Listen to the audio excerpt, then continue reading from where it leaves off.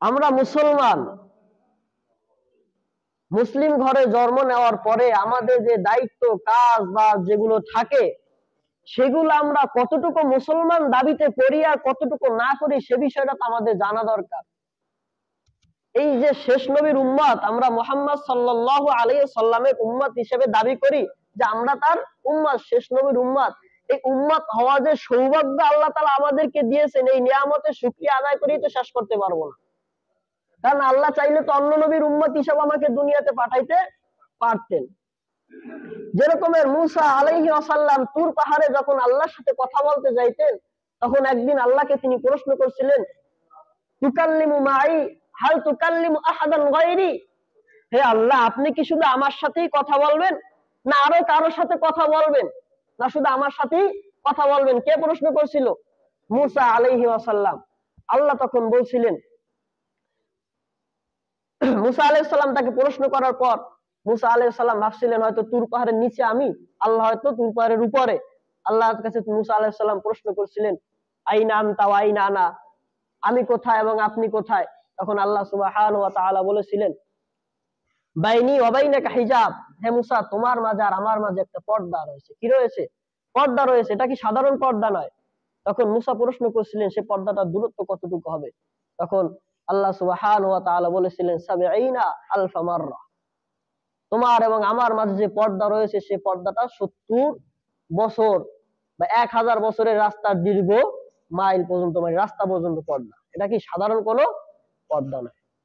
এবং তুমি যে প্রশ্ন করেছিলে সে কথা বলতেই হয় যে আমি কি শুধু তোমার সাথেই কথা বলবো নাকি আরো কারো সাথে কথা বলবো? যে তারা শেষ নবীর উম্মত হিসেবে আসবে, এমন একজন উম্মত আসবে, সেই উম্মতের সাথে আমি লাগাতার কথা বলবো। সুবহানাল্লাহ বিহামদিহি সুবহানাল্লাহ বিহামদিহি।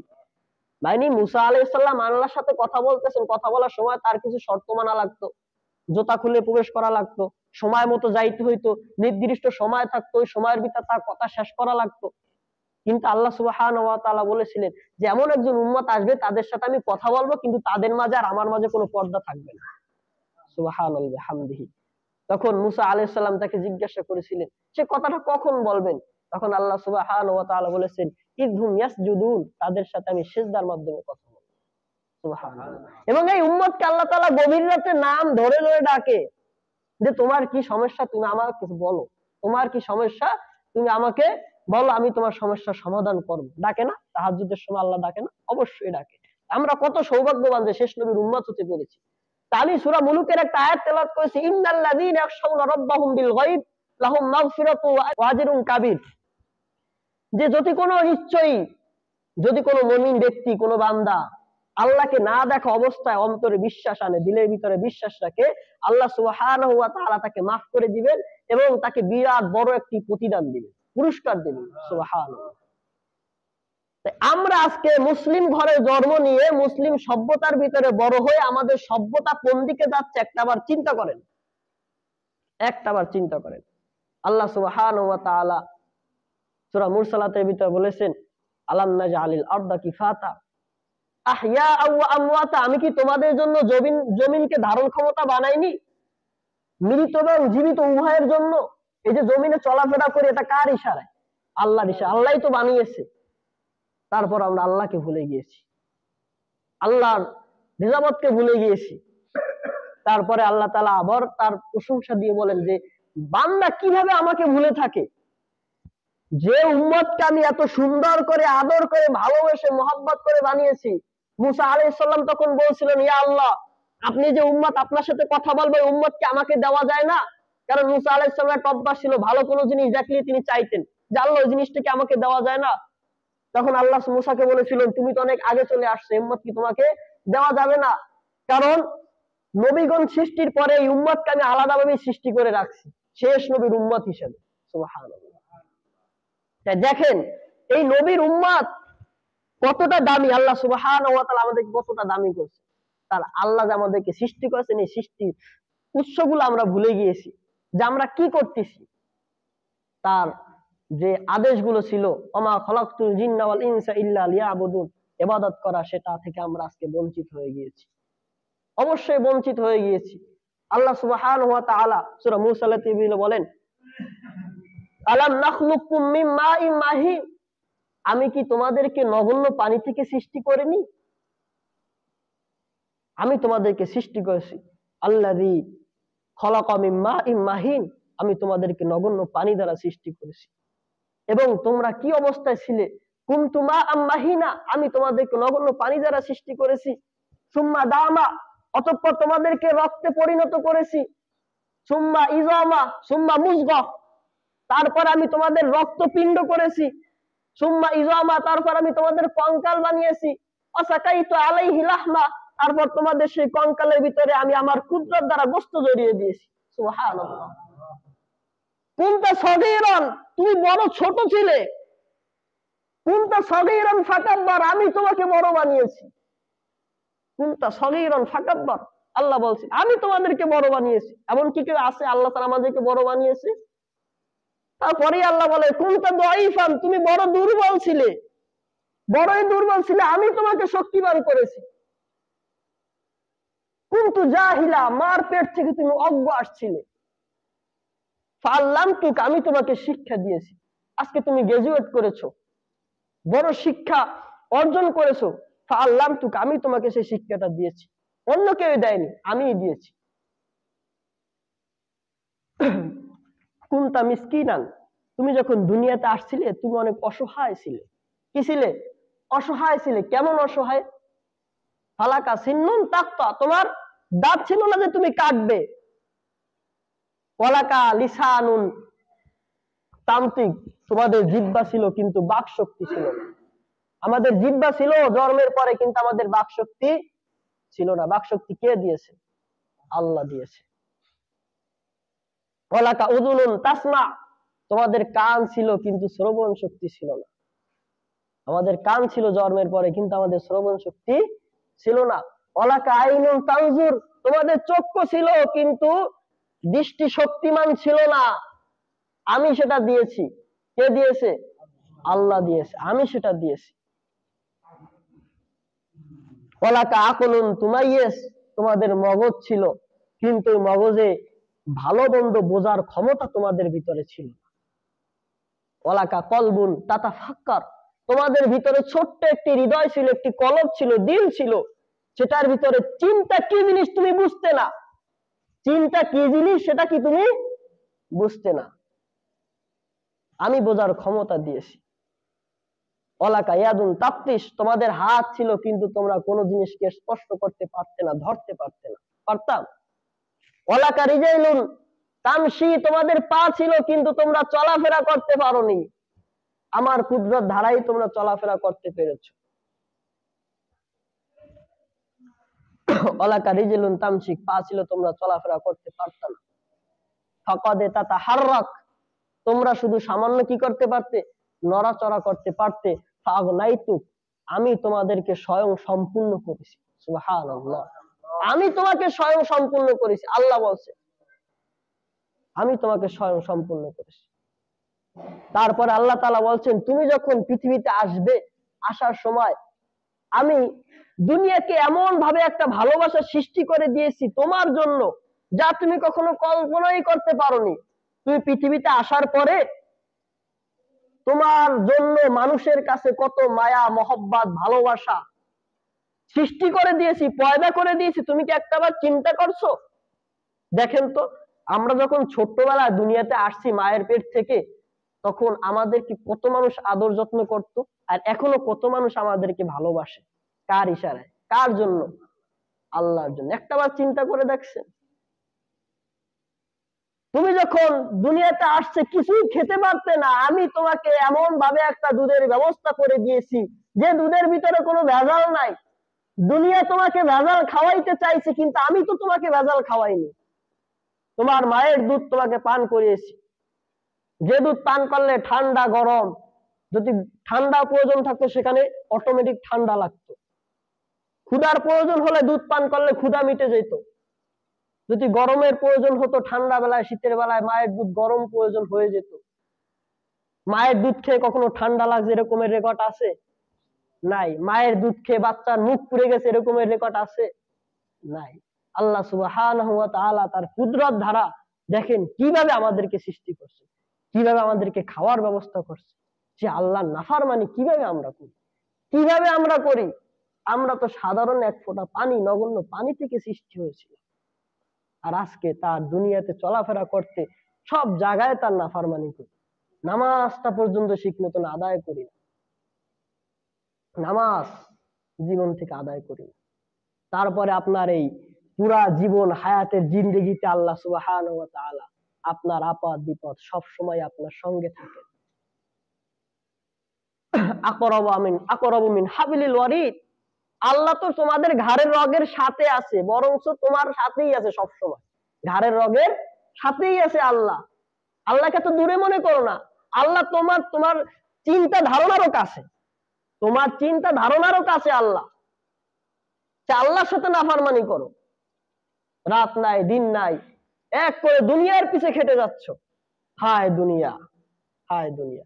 এই দুনিয়া দিয়ে কি হবে আমাদের? এই দুনিয়া দিয়ে কি হবে? একটাবার বালিশের সাথে মাথা দিয়ে ঘুমানোর সময় চিন্তা করবেন, যখন আমি চোখটা বুজে যাব, মৃত্যু এসে যাবে, ধরলাম আমি মারাই গিয়েছি, আত্মীয় স্বজন আসবে, আমাকে খাট থেকে ঘরের বাহিরে নামাবে, সেখানে একটি চাদর দিয়ে ঢেকে থুবে, মানুষ দলে দলে আসবে, আমাকে দেখবে, চাদর খুলে আমাকে দেখবে, আর আমার কুকর্ম থাক ভালো কর্ম থাক সেটা মানুষ বলা বলি করবে। যদি ভালো কিছু করি, মানুষ বলবে যাক লোকটা ভালো ছিল, আপনার জন্য দোয়া করতে থাকবে, অন্তর থেকে দোয়া আসবে, দোয়া না চাইলেও কি অন্তর থেকে দোয়া আসবে, সে আমার অমুক বিপদের সময় আমাকে সহযোগিতা করেছিল, আল্লাহ জানি তাকে বেহেশত নসিব করে। এরকমের দোয়া করি না? আর যদি আমি দুনিয়াতে খারাপ কাজ করে যাই, মানুষের মনে কষ্ট দিয়ে যাই, মৃত্যুর পরে সে আমার বাড়িতে যাবে সমাজ রক্ষার্থে। কি রক্ষার্থে? সমাজ রক্ষার্থে, যে আমার লাশটাকে দেখে বলবে বেসিরে মরছে, আলহামদুলিল্লাহ ভালোই হয়েছে, অনেক জালেম ছিল, অনেক কষ্ট দিয়েছে, আমার ওই জিনিস নিয়ে, আমার ওই অর্থ সম্পদ নিয়ে, ওই টাকা নিয়ে, একথা বলবেই মাস্ট, একথা বলবেই মাস্ট। আল্লাহ সুবহানাহু ওয়া তাআলা বান্দাকে মাফ করার জন্য শুধু উচিলা খুঁজবে যে আমার বান্দার এমন কোন গুণ আছে যে গুণের ধারা আমি তাকে মাফ করতে পারি, এমন কোন গুণ আছে, এই গুণ আল্লাহ তাআলা খুঁজতে থাকবে। যেরকম সাধারণ একটা উদাহরণ দিলে বুঝবেন, ক্রিকেট খেলার ভিতরে একটা আউট আছে যেটাকে রান আউট বলে। সময়ের ভিতরে যদি আমি ওই দাগের ভিতরে না যাইতে পারি, স্টাম্পিং যদি হয়ে যায়, তাহলে কি আমি আউট, আমি আর ওই ম্যাচে খেলতে পারবো না, অনেক দুঃখজনক আউট। আল্লাহ সুবহানাহু ওয়া তাআলা মানে আমার বান্দা জানি মরার আগ পর্যন্ত সে জানি চেষ্টা করে জানি এই ইসলামের গণ্ডির ভিতরে কোন রকম পা যদি ঢুকাইতেও পারে, আমি আমার বান্দাকে মাফ করে দেব। সুবহানাল্লাহ, আমি আমার বান্দাকে মাফ করে দেব। কার কথা? আল্লাহর কথা। সে যদি দৌড়ে দৌড়ে যত ইসলামের গণ্ডির ভিতরে ঢুকতে পারে, আমি তাকে মাফ করে দেব। বিশ্বাস হয়? বনি ইসরায়েলের একজন লোক ছিল যিনি ৯৯টা হত্যা করেছিলেন। কয়টা? ৯৯টা। ৯৯টা হত্যা করার পরে তিনি মাফ চাইবে, তিনি ভালো হয়ে যাবে, তার এই চিন্তা চেতনা তার ভিতরে জাগছিল। তখন তিনি এক খ্রিস্টান পাদ্রীদের কাছে গিয়েছিলেন, যে তাকে বলছিলেন আমি তো তোরই খুন করেছি ৯৯টি, এখন কি আমার মাফের কোনো দরজা আছে কিনা? তখন সেই পাদ্রী বলল, না, তুমি যে অপরাধ করেছো তোমাকে তার মাফ করা হবে না, আল্লাহ তোমাকে কখনোই কি করবে না? মাফ করবে না। তখন সেই ব্যক্তি কি করলো? ওই পাদ্রীকে হত্যা করে ফেললো, ১০০টা পূরণ করলো। ১০০টা পূরণ করার পর তার অন্তরে আবার একটু অনুভূতি জাগলো যে না, আমি তো ভুল করেছি, এমন কোন ব্যক্তির কাছে গেলে হয়তো সে আমাকে একটা ভালো পরামর্শ দিবে। তখন সে একজন আলেমের কাছে গিয়েছিলেন, যে তার কাছে জিজ্ঞাসা বলছিল যে আমি তো এরকমের ১০০টা খুন করে ফেলছি, এখন আমার কি ক্ষমা চাওয়া, মাপ চাওয়ার, আল্লাহকে আমাকে ক্ষমা করবে, এরকমের কোনো দরজা আছে? তখন সে আলেম বলেছিল, হ্যাঁ আছে। তুমি যে সমাজে থেকে ১০০টা খুন করেছো, যে সমাজে থেকে ১০০টা খুন করেছো, ওই সমাজটা ভালো না, ওই সমাজের মানুষজন ভালো না, বরঞ্চ তোমাকে ক্ষমা চেতে হলে আগে ওই সমাজের গণ্ডি থেকে বের হতে হবে। কি?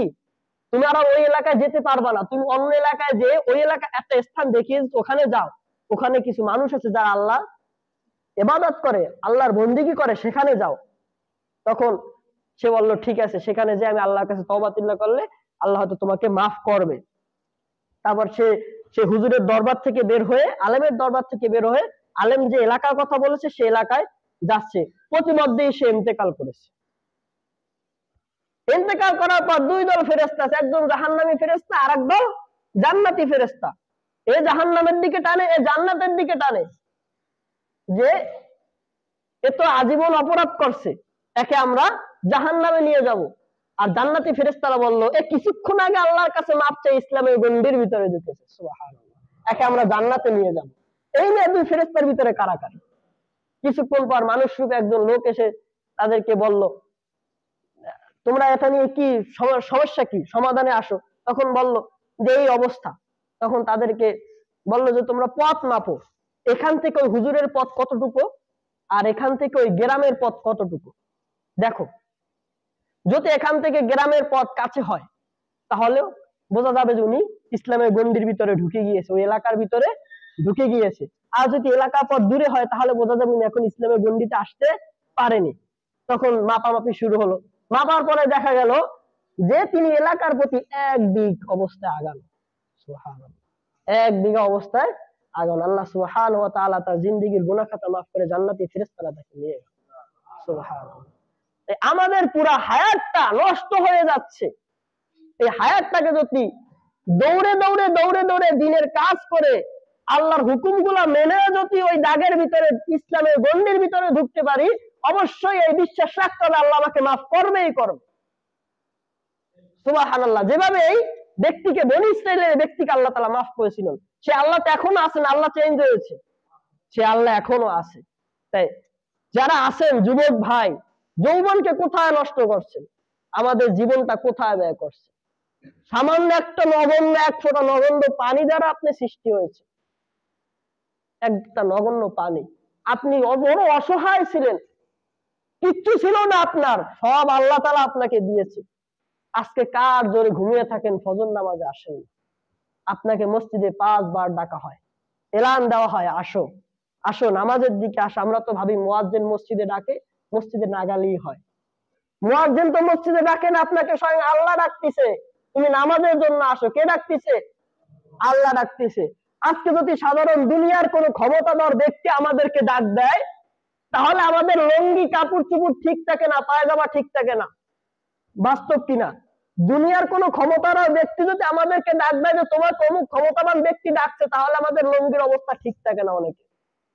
আর যে আল্লাহ তোমাকে স্বয়ং সম্পূর্ণ এক ফোঁটা নগণ্য পানি দিয়ে সৃষ্টি করে, তুমি ছিলে মিসকিন, অসহায়, তুমি ছিলে দুর্বল, তোমাকে শক্তিমান করেছে, তোমার কিচ্ছুই ছিল না, চোখ ছিল, দৃষ্টি শক্তি ছিল না, সব আল্লাহ তাআলা দিয়েছে। সে আল্লাহ তোমাকে দৈনিক 5 বার মিস কল দেয়, তুমি রিসিভ করতে একটা বার মসজিদে আসো। তোমার মতন কপাল পোড়া আর এই বাংলার দুনিয়াতে ভাই আল্লাহর জমিনের নাই। কারণ যারা নামাজ অস্বীকার করে, নামাজ পড়ে না, আজকে পড়বো, আগামীকাল পড়বো, শীতের বেলা উঠতে মনে চাচ্ছে না, আরে মুয়াজ্জিন তো ডাকবেই, ঘুমের থেকে নামাজ ভালো কত তো মুয়াজ্জিন বলবেই, আর একটু ঘুমাই, এই উঠবই। অলসতার কারণে, অলসতার জীবন কাটতে কাটতে দেখ সময় আপনার হায়াতটাই ফুরিয়ে গিয়েছে। আল্লাহর কাছে মাফ করার সময়টাকে আপনি পাবেন না, পাবেন পাবেন না। অলসতার কারণে তখন আজরাইল আপনার চোখের সামনে চলে আসবে, হঠাৎ করে জানটা কবজ করে নিয়ে যাবে। এমন আছে যখন আজরাইল বেনামাজি বেদিনের জান কবজ করবে, তখন সেই জান এখানে সে আটকে যাবে, আমাদের রূহ এখানে আটকে যাবে। তা রূহকে এমন ভাবে সে থাবা দিয়ে ধরবে, এমন ভাবে বের করবে যে রূহ ছিন্ন ভিন্ন হয়ে যাবে। যেরকমের একটা কাঁচের গ্লাস পাশার দিলে সেটা ছিন্ন ভিন্ন হয়ে যায়, আমাদের রূহ পুরা শরীরের রগ, শরীরে দৌড়াদৌড়ি করতে থাকবে, চলাফেরা করতে থাকবে, সেখান থেকে থাবা দিয়ে রূহকে বের করে। চিন্তা করছেন একবার?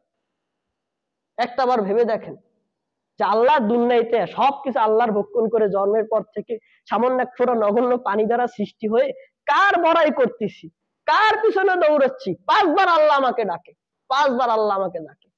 দুনিয়ার কোন ক্ষমতাধর ব্যক্তির সাথে আমার সাথে যদি সম্পর্ক থাকে, সে যদি আমাকে ফোন করে, বাই চান্স আমি যদি তার ফোনটা রিসিভ না করতে পারি, পরবর্তীতে যদি দেখি অমুক ব্যক্তি আমাকে ফোন করেছে, তাহলে আমার ফোনে টাকা না থাকলে আমি ধার করে টাকা এনে তাকে ফোন দিই না? আল্লাহ আপনাকে 5 বার মিস কল দিচ্ছে, 5 বার মিস কল দিচ্ছে, একটা বার তো রিসিভ করতে আসতেছেন না, অথচ নিজের ভিতর অনুভূতিও হচ্ছে না যে আমি কি করলাম, নিজের ভিতর অনুভূতিও হচ্ছে না। ইবলিস শয়তান, তার নাম আপনারা সবাই জানেন। এই ইবলিস কিন্তু ফেরেশতাদের মুআল্লিম ছিল, ফেরেশতাদের শিক্ষক ছিল। সেই ইবলিসকে ইবলিস শয়তানে পরিণত করছে কিসের জন্য? আল্লাহকে সেজদা দিতে অস্বীকার করেছিল। কাকে? আল্লাহকে সেজদা দিতে অস্বীকার করেছিল। একজন ফেরেশতার শিক্ষক, তাকে যদি আল্লাহ ইবলিস হিসাবে স্বীকৃতি দিতে পারে, আপনাকে আল্লাহ তাআলা নগণ্য পানি দ্বারা সৃষ্টি করেছে, আর আপনি আল্লাহর ইবাদত বন্দেগী করতেছেন না, তাহলে আপনি তো একটা কুত্তার থেকে নিকৃষ্ট, ঠিক না? আপনি তো একজন চতুর্থ জানোয়ারের থেকে নিকৃষ্ট। যে আপনি আপনার ইবাদত বন্দেগী পালন করতেছেন না, যার পুরা দুনিয়াতে যার জিনিসগুলো আপনি রক্ষণ করতেছেন। এখন থেকে তওবা করা যায় না আল্লাহর কাছে? ওয়াদা করা যায় না যে আমরা নামাজ ছাড়বো না, আল্লাহর ইবাদত বন্দেগী করব? ইনশাআল্লাহ, ইনশাআল্লাহ আল্লাহর কাছে তওবা করে আল্লাহ জীবনে যত অপরাধ করেছি সবকিছু মাফ করে আমাদেরকে দিনের পথে অটল রেখে 5 ওয়াক্ত নামাজ পড়ার তৌফিক দান করুন, আমিন। যে কথাটুকু বলেছি আল্লাহ সুবহানাহু ওয়া তাআলা আমাদের সবার বুঝার তৌফিক দান করুন, আমিন। ওয়া মা আলাইনা ইল্লাল বালাগ।